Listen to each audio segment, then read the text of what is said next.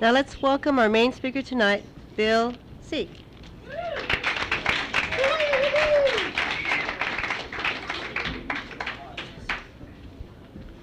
Bill Alcoholic. I'd like to thank Hector for his talk tonight. The thing that stuck with me about that, isn't it true that when we get here, we have the opportunity to break the chain? You know, we get raised in alcoholic houses, and some of us come from really dark places. And if you were beaten as a kid, it is not mandatory that you beat your children. If you used to go get beers for your dad, you don't have to have your kid get beers for you. You know,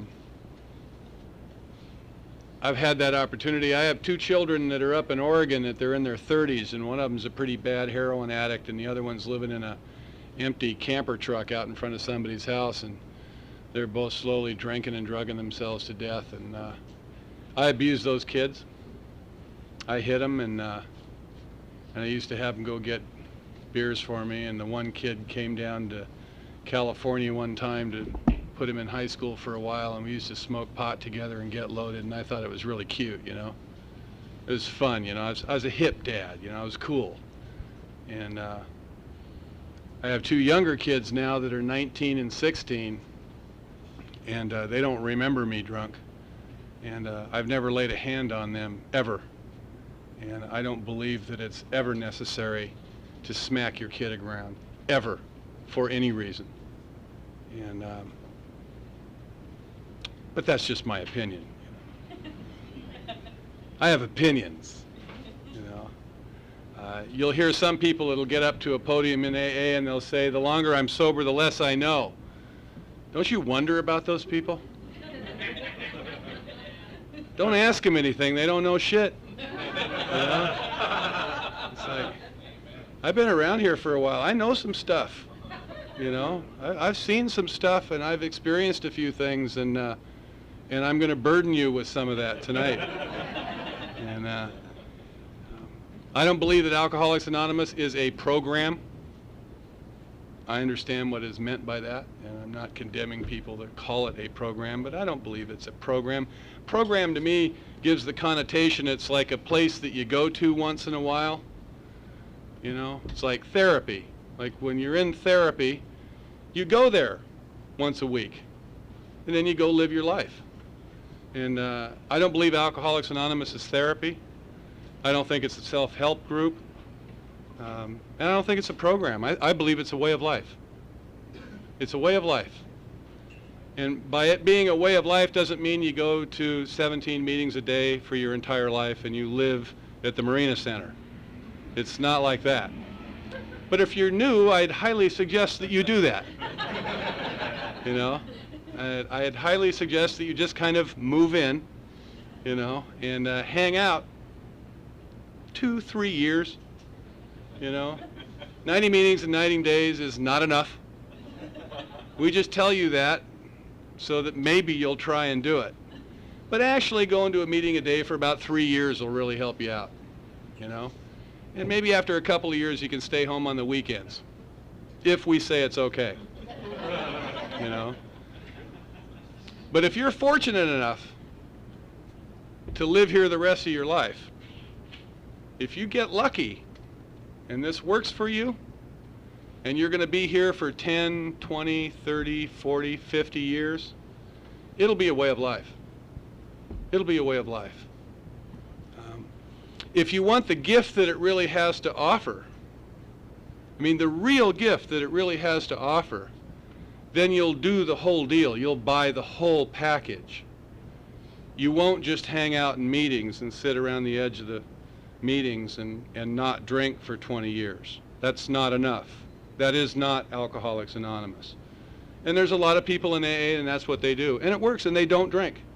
They also don't change. You can usually pick them out because they dress from the decade that they came in. You know? You know?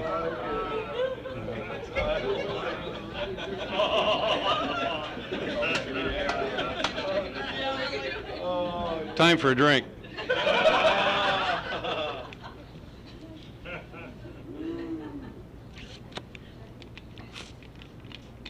I was a surfer and a biker and a tough guy. I never went to the beach. My motorcycle rarely ran. And I was afraid to fight. But I looked really good. I looked good. I had a chrome Nazi helmet for a hat and primary chain for a belt, black greasy Levi's, big black boots with chains around them. I've got tattoos all over me. I had a clip-on earring because I didn't want to hurt myself.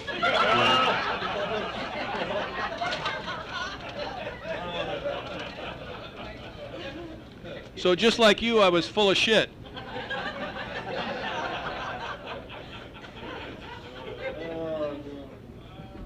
Alcoholics don't have much of a personality of their own. We drink too much, you know. It's hard to develop, you know.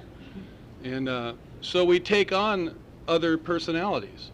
And, you know, outlaw biker was a pretty cool one back in the 60s, you know, and hippie and all that stuff. And, you know, I'm a child of the 60s. I graduated from high school in 1965. It was a great time to be getting loaded. It was great. You know, you'll hear people say, I wouldn't trade my worst day sober for my best day drunk. I wouldn't trade 66 and 67 for anything, you know. I mean, the road from Los Angeles to San Francisco is a road to nirvana. Golden Gate Park was the center of the universe. They weren't eating hitchhikers yet, so it was safe to travel, you know. And, the young ladies were discovering their sexuality, and we were helping them as best we could. You know? And we were cute. We were cute. Don't you think we were cute? I mean, every decade since has wanted to be the 60s, you know? Really, everyone since has wanted to be the 60s. It's like when tie-dye came back for a while, I thought I was having flashbacks, you know? I was like, Jesus. You know? But it was a great time. It was a great time. You know, I went up to Oregon to grow my own, and I'm sorry I missed it. You know, I missed the damn thing. I was in town. I was in the area, you know. And it's really hard to differentiate the true from the false, like it says in the doctor's opinion. You know, I've told so many stories about it that I'm not really sure which ones are true and which aren't. There's a couple of them I hope they're true because they're great stories, you know. I'm pretty sure that I didn't live with Joan Baez. The younger people in the room asked the older people who she was.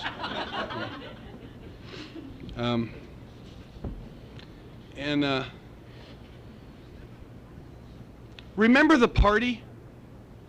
The whole idea was to have a party. Remember that? I mean, that was the whole plan. The plan, you know, it's like you're hanging out at the liquor store, you're 14, 15 years old, waiting for some guy, hey buddy, will you buy me some beer? Finally, one of them does. Or you find the guy that's sleeping in his car behind the gas station, you give him $5 and he goes and gets the six, you know. Yeah, a friend of yours has an older brother, older sister, and you go, you score some alcohol, you know, you smoke some pot, and you know, you feel, wow, this is cool. And you go out and you run around, you're having a good time, you know.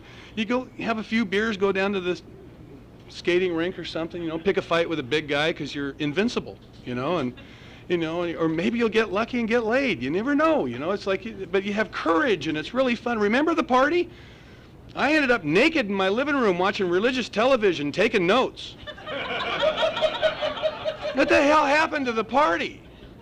Where'd the party go? And why do we stay out there that extra 3 to 5 years? What's that all about? You wouldn't want to leave just before the miracle, you know. Maybe they'll all line up at the door again. The party's at Bill's house. Let's all go. But, you know, we end up alone, don't we? And all we ever wanted to do was have a party. All we ever wanted to do was feel good all the time. We want to feel good all the time. We don't ever want to feel bad, ever. You know, drunk or sober. We don't do feel bad well, you know. Whenever we feel bad, there's something wrong. And we know how to fix that. We can fix that. We know how to fix feel bad. The problem is really not so much fix and feel bad, it's staying feeling good all the time. That's the primary problem, you know. And somewhere along this cycle, somewhere along our alcoholic road, it stops working. That is a sad day. And it's a sad 3 to 5 years or 10 years or however long. You know, there's some people that never ever had fun drinking. Some people, I've worked with some guys that it was never fun, man. You know, they drink, they black out, bad shit happen every single time. Every single time. Some people drink for a while, they do it successfully, they get into school, they even finish college, you know. I couldn't find the place. You know, I was a never was.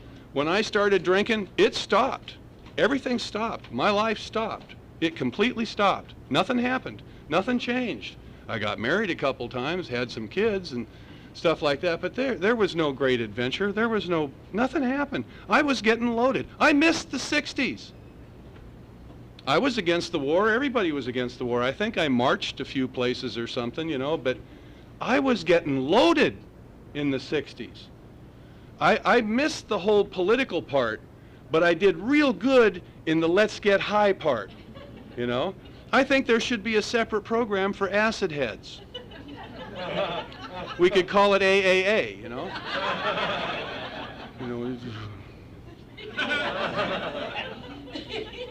I like these ceilings with the holes in them, you know. They move, and linoleum floors. And yeah, acid's great. It gives you something to look at while you're puking, you know.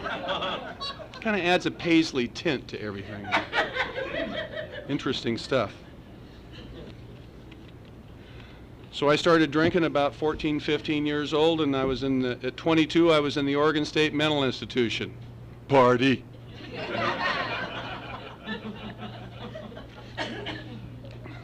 Sticking needles in my arm every day and running with an outlaw motorcycle gang, and I needed a rest. It's rough out there, you know. Running around with speed freaks that are armed and shit. Remember, I was the tough guy that was afraid to fight. What the hell was I doing with those people? What was I looked okay, I guess, but I was scared to death. All the time. Most of my life, I was frightened. Anybody else in here been in a mental institution? Hi. I think I remember you. Only those of us that have been in the mental institution know that it's not that bad. You know? It's not that bad, you know? Teach you how to walk backwards in paper slippers. These are skills that you need to know. Give you lots of medication, kind of keep you nice and mellow. You have some sparkling conversations, you know? It's a great place to look for a bride.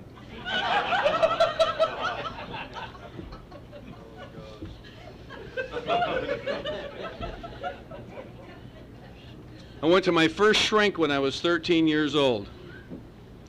One of the requirements for being an alcoholic is that you must hate your parents. They're handy, you know. For the alcoholic life to seem like the only normal one, it must be someone else's fault. It has to be someone else's fault. If it's not anybody else's fault, then you have to take responsibility for your actions, and we aren't into that. You know? It's got to be someone else's fault. It's them. You can't be an alcoholic if you don't know who they are. You know? You know? It's them. They're there. And it's true. They are watching you. You know? Waiting for you to screw up. And I hated my parents. I hated my father passionately. And I'd have these anger seizures and double over in anger and put my fists through walls and get on my bed on my hands and knees and rock back and forth and bang my head into the headboard and just pray for his death. You know, I just hated him. You know, alcoholics don't know much about anger, but rage is an old buddy. You know, I mean, we do rage real well. You can get off on rage. I mean, it is an endorphin rush, you know, rage. I'm sure most of you, well, not the spiritual ones, have experienced it on the street. Driving down the road, you can tell if you pass your off-ramp and you're still after the son of a bitch. You know. Vengeance is mine, saith the Lord, and I am the instrument of God's will. You know. And you are living incorrectly. And I can do rage. And I hated my father. And my mother looked at this and said, "There's something wrong with the boy."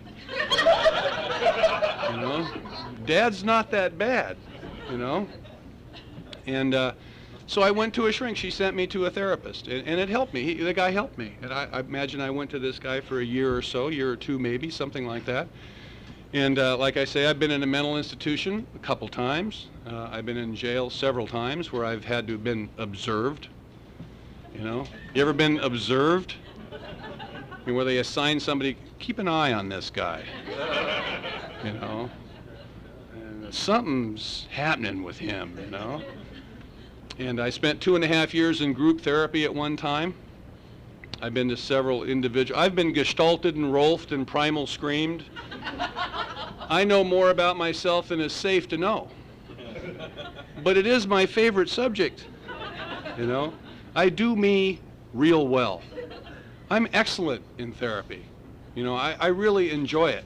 You know, I can talk about me forever.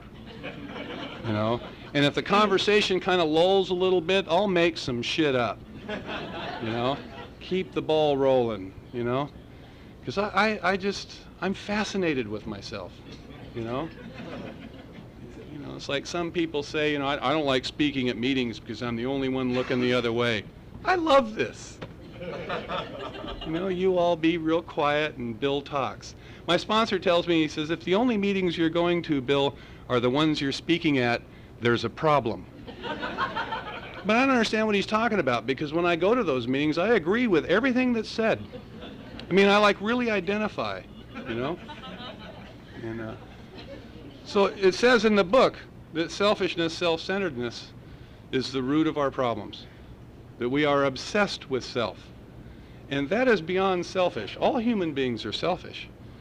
Being selfish is a survival thing, you know? I mean, I'll do something kind for you out of a selfish motive because it'll make me feel good.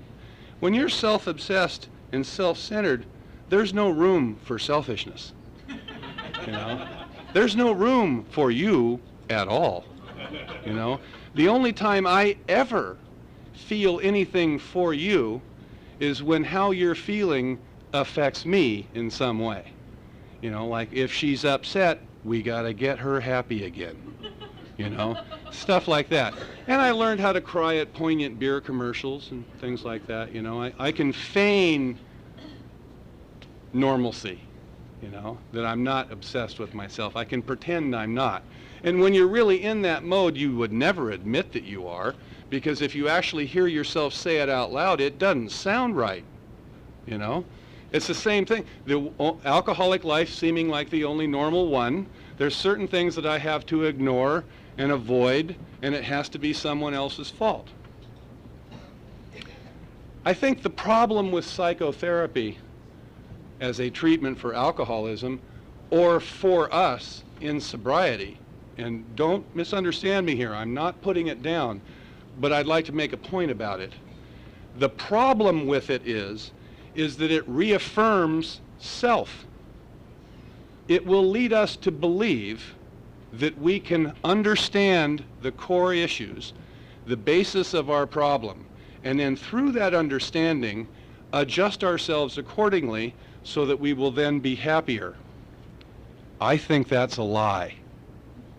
I don't think that's true. I know it's not true for me. The solution to my problems lies in the realm of the spirit, not in the intellectual. Now, you might have problems that need to be addressed by psychotherapy. I don't think I do. I think what I need to do to address my problems is to get out of me and into you. That's where God lives. God lives in the space between you and I. And the closer I am to you, not me, the closer I am to God. I don't have to work on myself anymore. It's finally over. Thank God. Because it's a bottomless pit. It never, ever ends. But you, on the other hand, are a never-ending font of weirdness. Getting into you is never boring. Never. It always gives me relief from myself and usually a good laugh. If I ever stop laughing at myself, I'm going to miss 95% of the humor around here. You know? So I was raised in AA. I was 6 years old. My dad got sober. He died in '99. In September of '99, he was 45 years sober. And he stayed involved in AA most all of that time. And when I got sober 16 years ago, he even cranked it up even more. The last year of his death, he was going to a couple of meetings a week, you know, and him and I got a chance to speak together, which was really special. This guy that I hated passionately, I passionately hated him. Passion's wonderful, isn't it? You know, passion's a good thing. If you stick around here long enough, you'll learn how to do it, you know.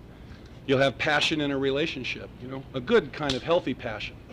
You know, you stick around here long enough, you'll have a healthy sex life, which most of us don't have, you know.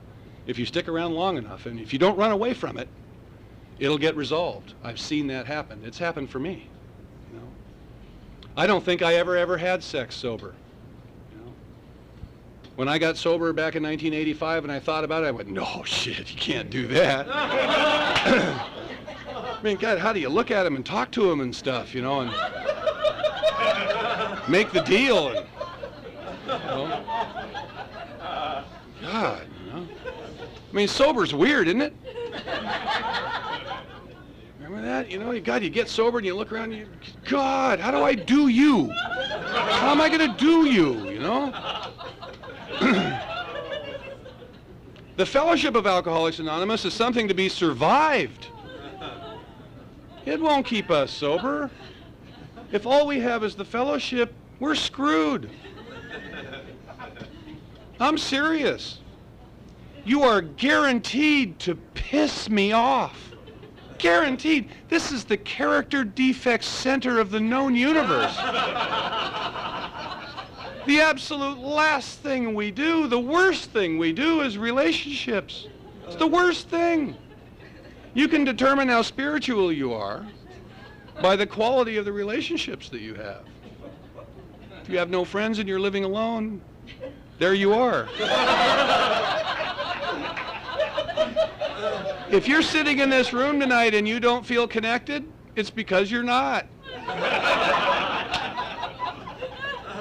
If you're sitting here in this room tonight and you're feeling guilty, you probably are. You know?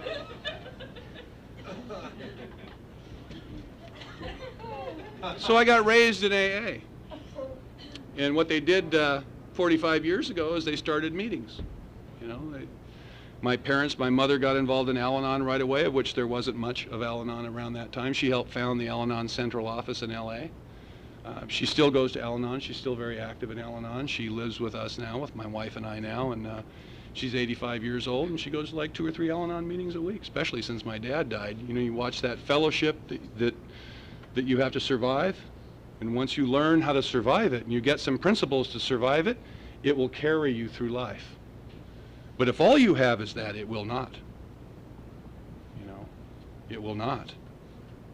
You'll hit on my wife. You'll borrow money from me and you won't pay me back. You won't show up to my birthday party after all I've done for you. You know? And one of my personal favorites is I'll give you a job and you'll do a shitty job and somehow it'll be my fault. That's one of my personal favorites. I especially like that. I can see that one coming now. You know, you don't fool me anymore. You know, you people are screwed up.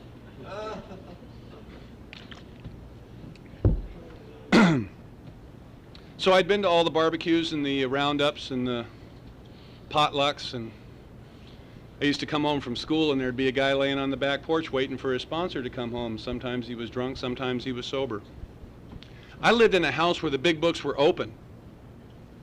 Some people lived in houses where they were coasters, you know. These people actually read the damn thing. This was before the hospitals had figured out how to make money out of us, so when you went on a 12-step call, you brought them home. Hospitals are for sick people, not for alcoholics. Alcoholism is clearly a moral weakness, you know, and that's how it was treated then, and they brought them home. I don't read anywhere in the book where it says, we're not a taxi service, we're not a lending institution, we're not this. I think we're all those things. I'll give you money. You need 20 bucks? I'll give you 20 bucks. I've got 20 bucks. If the best you can come up with is to rip me off for 20 bucks, who's screwed up? You or me? You know? Because I'm working. I'll get another 20. You know? I'll drive you somewhere. I'll get you some food. I'll find you a place to sleep. I'll try and get you a job if I can do that, you know? When I got sober, I was living with a wife and we had a couple of children and stuff, so I didn't have the kind of place where I could bring you home and put you on the couch, you know, but I knew friends that did, and we did that a lot. We still do. I've got an apartment over my office, and that's my little 12-step house, you know, and we stick people up there, you know, and see if they get loaded. I had a guy up there one time. He was drinking. Fucking guy was drinking up there, you know? And I had a suspicion that something was wrong. And I went up there and I searched around when he was gone and I found the bottle. So I told my sponsor, I said, that guy's Phil's drinking up there. And he says, Bill, you got to let him go. You got nothing to offer him. Well, what do you mean I've got nothing to offer him? You know, I'm saving his life. He goes, you gave him a place to live and he's drinking, man. You know, let him go, you know. A couple of weeks I let him go, you know. Because we try and save him, don't we? We know we can't, but we try. You know, you try and save him. I went looking for a guy one night in bars. And which is pretty strange to do. You know, you're sober and you're going from bar to bar looking for Barry. You know, he escaped. You know. Later on, he found out about that and he goes, "Did you have a big book in your hand?" You know. I said, "Well, no. It was in the car, though." You know. He says, "If you would have found me, what would you have said?" You know. I have no clue. You know? But I watched my dad do this kind of stuff. We had a guy that became kind of a member of our family. It was a guy named Harold Terrell, and my dad gave him work around the house so he'd get money in his pocket. And finally, he got sober. He slipped in and out for a long time, and he got sober, and he met a girl in AA, and they got married, and I went to the wedding. And many nights Harold would sleep in our house and stuff, you know, and I kind of grew up with him a little bit. He was always around. He was like an uncle, you know, when you're little like that, it's like Uncle Harold. And then he got drunk again, and he was smoking in his bed in a cheap hotel. His wife had finally left him again, and he burned himself alive. And that's how we die, isn't it? That's how we die. You can usually tell when it's one of us in the news when they started off with an attempted robbery, you know? It was an attempted rape, you know? We just don't quite get it, you know? You know? We're the ones that they shoot 74 times. You know? This guy looks bad, hit him with the machine gun, you know? You know? But that's how we die, you know, we walk into doors and fall in the street and crack our heads on the sidewalk and stuff. There's no glory in alcoholic death. You know, I've known a couple of nurses in AA, and what they call it in the emergency ward when the organs all fail, they call it bleeding out. That's what happens to alcoholics. We just bleed out internally. There's just nothing left. It just eats it all up, and then we just fall over from the sheer weight of our life, you know. It's an ugly disease. It's an awful thing. It's not cute. Alcoholism isn't cute. We laugh about it in here because it's not like that anymore. It's the tragedy of our lives that binds us together. And we laugh about it because it's not like that anymore. When it's like that, it's not funny. It's not a funny way to live. When it was my turn to get sober, having been raised in AA, which I don't recommend, I mean, there's nothing worse than living in a house with two people that got clear eyes and they know exactly what's going on in your head. You know, and it's like, you know, it's like the way I knew Phil was drinking up there, you know. It's like, we know, you know. I've got a couple, my 19-year-old is partying, and she took a taxi home here recently, and she left her purse in the back seat of the taxi cab. And, you know, she's a good kid. She's got a car, and she didn't drive it because she'd been drinking.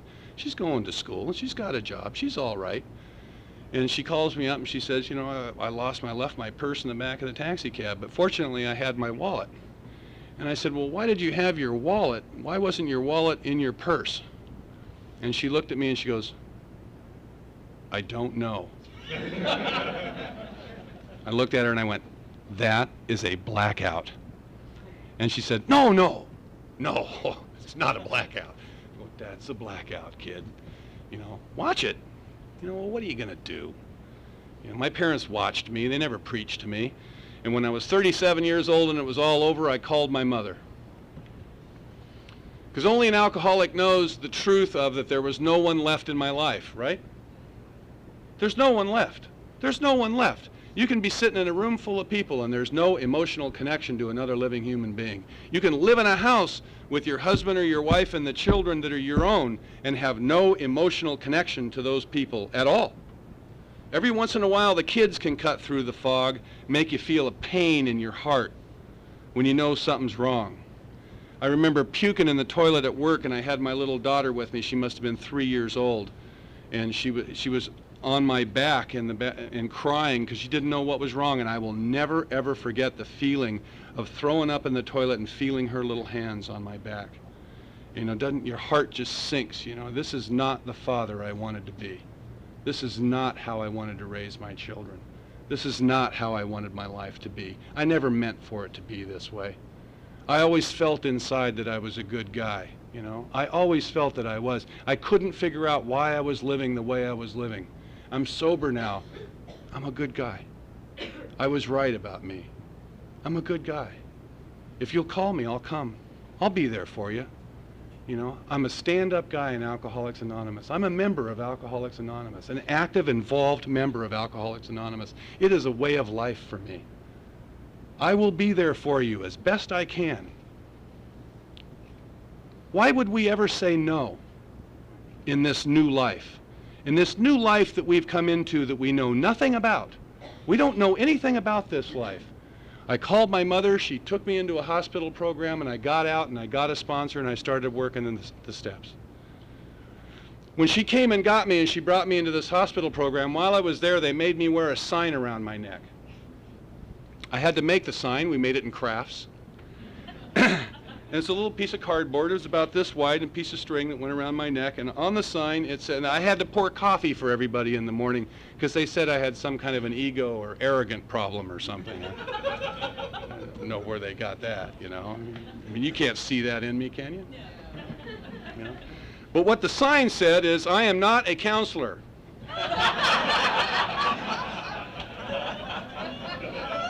Because evidently there was some confusion about that.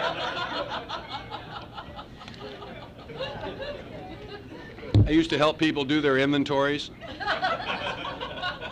That's the truth. The clip-on earring's true, too. And,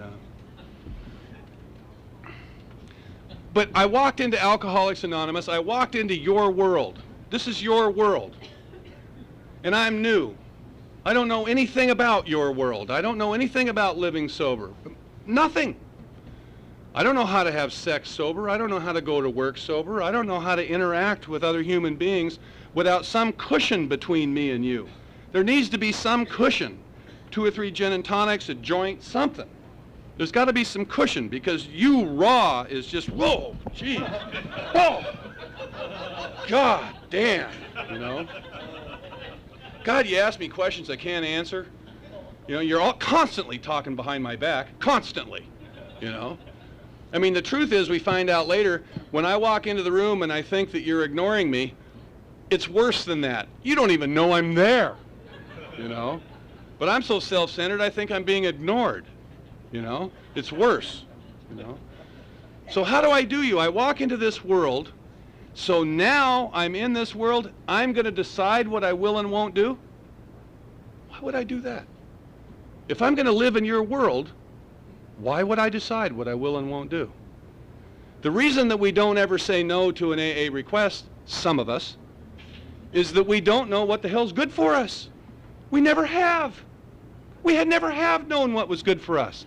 If I'm going to walk into your world and then I'm going to pick and choose what I will and won't do, my life will remain narrow, just the way it was before. I lived in this area all my life, and I'll bet you for the last 10 years I had never set foot on the beach. It was home to work, to the bar, to home, to work, to the bar, and I'd skip home and work often, you know. But that was it. That was my life. That was the party. There were no wonderful trips to Europe, you know. None of this shit was going on in my life. There were no people in my life. There was no sex in my life other than prostitutes, where there's no emotional connection. I used to stand up at the podium and I'd say the only healthy sexual relationship I ever had was with prostitutes.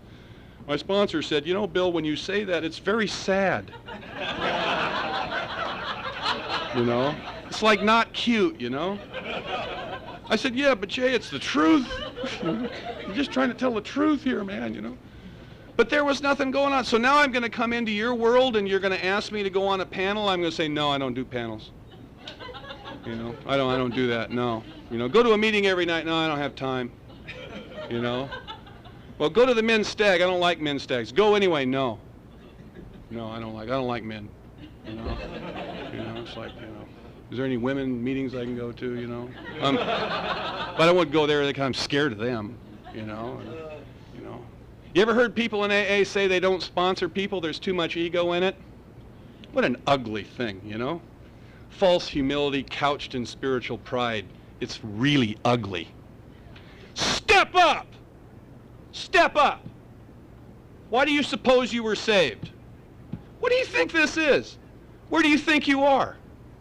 What is this? Does anybody have an answer? You know? You know?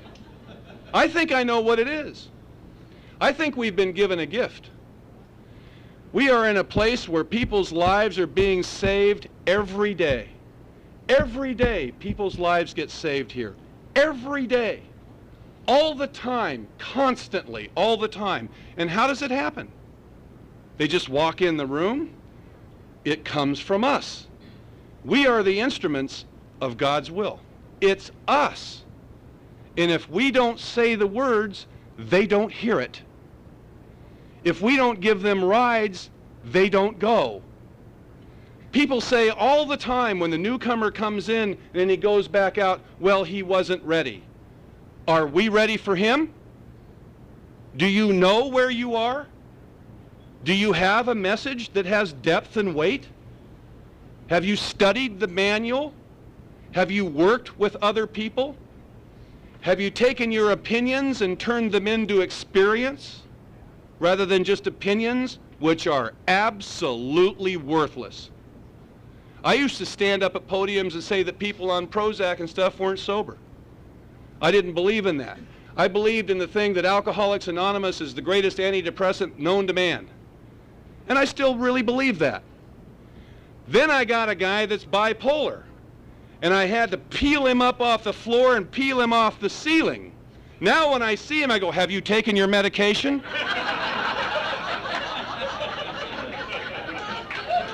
You know? Because you're screwed up, buddy, man. You know, it's like, if we're going to read this thing, your eyes got to stop fluttering like that. You know? Now, I will prescribe for you. I'll do that. You know? Matter of fact, I can do a half an hour on almost anything. I don't even need to know anything about it. You know? But I pick up enough side information, I can make it sound pretty good, you know? But I've been around here long enough and I've worked with enough people that I have some experience. I believe I have a message that has depth and weight. I can read the book with you as my sponsor read the book with me every Thursday at 5 o'clock. I went there and I read a chapter in the book before I got there, made notes in the margin, then we read it out loud because he didn't trust me that I'd read it. And he took me through the book and he told me what step I was on. And when I had 6 months sober, he says, you cannot be a member of Alcoholics Anonymous if your name isn't on the 12-step list at the central office. I figured that's where they issued the ID cards. you know. I ran right down there and got my name on the 12-step list, you know, because I want to be a member of your organization. I want to be a participant, not just somebody that hangs out around the edge of the room. I mean, these people that say that the longer they're sober, the less they know, you can sit in the room and not do a goddamn thing and pick some shit up, you know. But if you participate and you keep your eyes open and your ears open, you'll learn some stuff. Bill Wilson says a very powerful thing at the end of the 9th step, after the promises. He says, our next function is to increase in understanding and effectiveness. I do not believe that that's the longer I'm sober, the less I know. I think what he's saying to us is that you've done some stuff now. You've cleaned house. You've paid back some money. You've made some amends. Go save the brothers and the sisters. Go do what we did for you. Don't sit on your ass around here and get bored and leave. Step up. Do the work. Don't lie to yourself and say, well, I do other forms of service. All those other forms of service are great, but I don't sponsor people. That's a self-esteem issue. If you want some self-esteem, make some amends. By the time you get to the bottom of the list, you'll have them. There's lies around here that will kill. Therapy has added a lot of very good stuff to Alcoholics Anonymous, but it's also added some stuff that is absolutely deadly to the alcoholic personality. One of those things is you've got to learn to love yourself before you can love others. I think that's absolute, unadulterated, undeniable bullshit. All I've ever done is tried to love me. All I've ever done. I want to feel good all the time. I'm into self-love, you know? Even if I'm mutilating myself, I'm totally enraptured with the activity, you know? You know? It's time for me to get the hell out of myself and try and love you whether I do or not. Fake it. Pretend. Just pretend.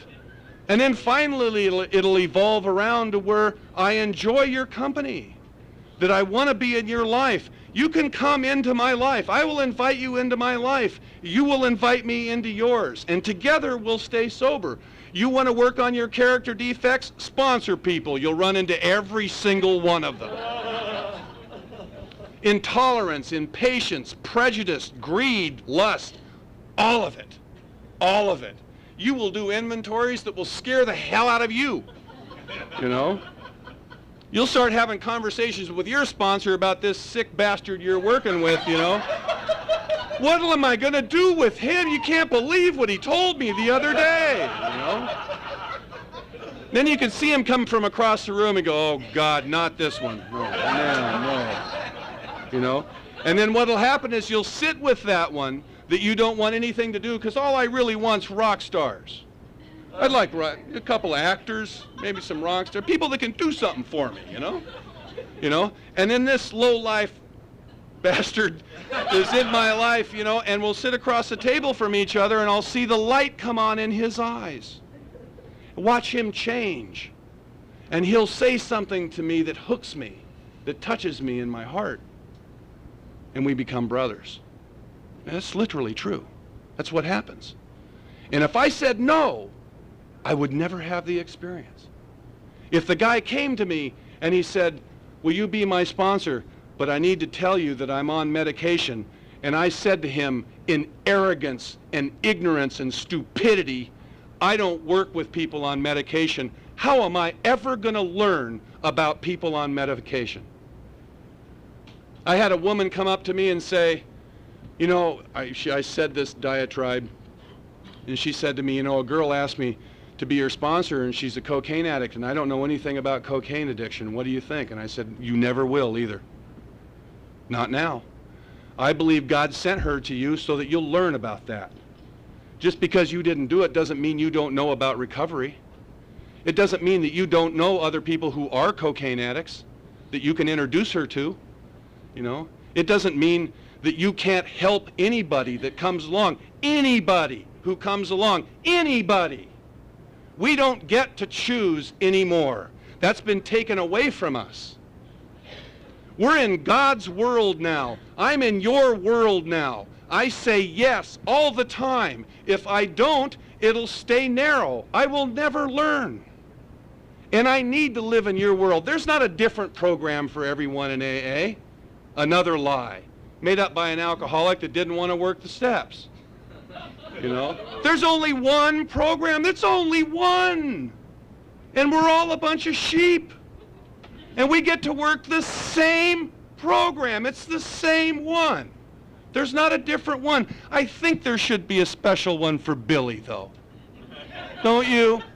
I mean, he's so unique. Case number 5227/Z4. You know? You know, I'm an alcoholic just like you. The 12 steps works on me, it works on you. Working the steps, which we call working the steps, basically when we say that, it's about doing an inventory and doing a 9th step, working the steps, right? That's working the steps. You know, we know that the 12 steps is part of it. Working the steps is 20% of the program, 20%. It's sober 101. You have to do it so you can do the work. 80% of the program is working with other people. 80%. It's what will keep you here for the rest of your life. It's what will help you survive the fellowship. It's what will cause you to grow. It's how your character defects will be addressed. Don't miss the experience. Thank you.